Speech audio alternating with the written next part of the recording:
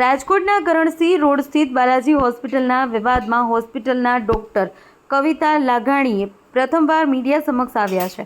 તેમણે જણાવ્યું છે કે દર્દીને 27મીએ દાખલ કરવામાં આવ્યા, 28મીએ ઓપરેશન થયું અને 29મીએ દર્દીની સ્થિતિ ગંભીર બનતા પરિવારને અન્ય નિષ્ણાંત ડોક્ટરની સલાહ લેવા જણાવ્યું. ડોક્ટરે ફોન પર કોઈ ઓપરેશન થયું ન હોવાનું અને ઓપરેશન પહેલાં દર્દીને હૃદય સંબંધિત કોઈ તકલીફ ન હોવાનું જણાવ્યું હતું. સાથે જ દર્દીના મૃત્યુ પર દુઃખ વ્યક્ત કરતા ઓલિમ્પસ હોસ્પિટલનું બિલ હજુ બાકી હોવાનું પણ જણાવ્યું. દર્દી દાખલ થયેલા હતા 27 તારીખના રોજ ડિમ્પલબેન ધર્મેન્દ્રભાઈ પોબારો કે જેમને માસિકની તકલીફ હતી. એને પહેલા એક વખત બતાવવા આવેલા મહિના દિવસ પહેલા. એ સેમ પ્રોબ્લેમ માટે આપણે મેડિકેશન્સ ને બધું આપેલું હતું. પેશન્ટને કમ્પ્લેનમાં રિલીવ ના થયું ને પેશન્ટ એક બે જગ્યાએ બતાવીને બી આવેલું. એટલે પેશન્ટને આપણે સમજાવેલું કે ભાઈ આવી રીતે છે, બરાબર, તકલીફમાં રાહત નથી થતી, તો એનો લાસ્ટ ઓપ્શન આપણે ઓપરેશન કરવાનું થશે, બરાબર. ઓપરેશન મતલબ બીજી જગ્યાએ જ્યાં ગયા હતા ત્યાં બી એવી જ રીતે સમજાવેલું હતું. 27 તારીખના સાંજના પેશન્ટ દાખલ થયું, 28 તારીખે આપણે ઓપરેશન કરેલું. દર્દીને આપણે કન્સેન્ટના ભાગરૂપે બધું સમજાવેલું હતું કે શું છે, શું ઓપરેશન છે, કેવી રીતે કરવાનું છે, શું શું જરૂર પડી શકે, બરાબર. ઓપરેશન 28 તારીખે કર્યું આપણે. ઓપરેશન પછી બી સગાને બધું સમજાવેલું કે ભાઈ આવી રીતે છે ઓપરેશન પછી, બરાબર. ઓપરેશન પછી દર્દીને સ્ટેબલ હતું એટલે આપણે એમને વોર્ડમાં શિફ્ટ કર્યું. વોર્ડમાં બી આપણે 2 વખત રાઉન્ડ લેવા ગયા, ત્યારે બી પેશન્ટ જોયું, પેશન્ટ કોન્શિયસ જ હતું ને એકદમ વાઇટલી સ્ટેબલ હતું.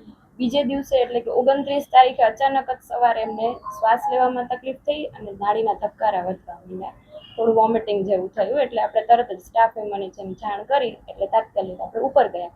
જોયું તો નાડીના ધબકારા ખૂબ વધારે હતા એટલે તરત જ આપણે ફિઝિશિયનને ઇન્ફોર્મ કર્યું. ફિઝિશિયને જોયું અને કીધું કે ભાઈ આમાં થોડુંક મતલબ કહેવાય કે થોડું કોમ્પ્લિકેશન જેવું છે.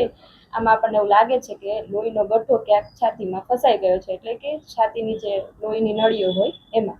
એટલે આપણે આપણા તરફથી થાય એટલી ટ્રાય કરી છે. જો જરૂર લાગશે તો આપણે કાર્ડિયોલોજિસ્ટને બતાવવાનું થશે, બરાબર. આવી રીતે બધું સગાને સમજાવ્યું, આપણા તરફથી પેશન્ટને સ્ટેબલ કરી અને તો બી જોયું કે પેશન્ટ થોડું વધારે ડિટેરિયોરેટ થાય છે, આપણે કાર્ડિયોલોજિસ્ટમાં શિફ્ટ કરવું જ પડશે.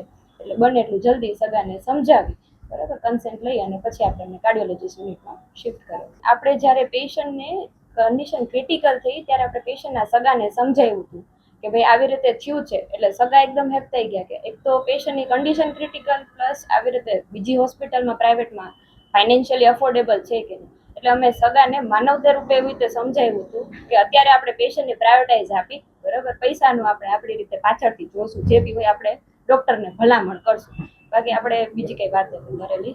એ વાત સાવ ખોટી છે. આપણે ખાલી સગાને એવી રીતે સમજાવેલ છે કે જ્યારે ઓપરેશન પહેલા અમે કન્સેન્ટ લેતા હોય કે જો આમાં જરૂર જણાય તો અમને બીજા ડૉક્ટરનો બી ઓપિનિયન લેવો પડે.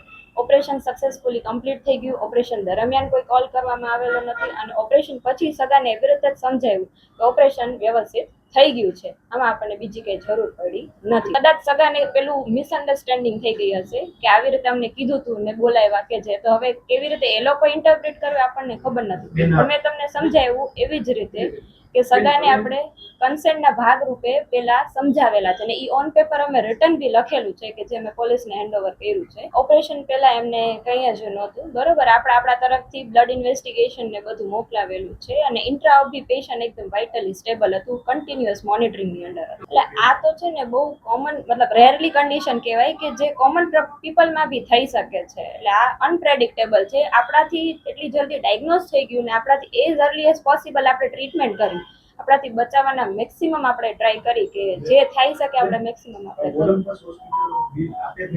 ના અમે નથી કરેલું. બાલાજી હોસ્પિટલ પરિવારનું કેવું? ના હજી બિલ પેન્ડિંગ જ બોલે છે. ઈ બિલ પેન્ડિંગ જ બોલે છે. અમારા તરફથી 1 રૂપિયો પણ ઓલિમ્પસ હોસ્પિટલને આપવામાં આવેલો એનેસ્થેસિયાનો ઓવરડોઝ હતો ના, એવું કાંઈ જ નથી. પરિવારનું એક પણ પરિવાર એવો આક્ષેપ કરે છે કે ઓપરેશન થઈ ગયું એ પછી તમારી જવાબદારી છે કે સાર સંભાળ લેવી જોઈએ, એના બદલે નવી વાત નથી. એવું નથી. આપણે જ્યારે પેશન્ટને વોર્ડમાં શિફ્ટ કર્યું, ઓપરેશન દરમિયાન જે કે ઓપરેશન પતી ગયું, દર્દી એકદમ ભાનમાં આવી ગયું, ત્યારે બી મેં દર્દીને જોયેલ છે.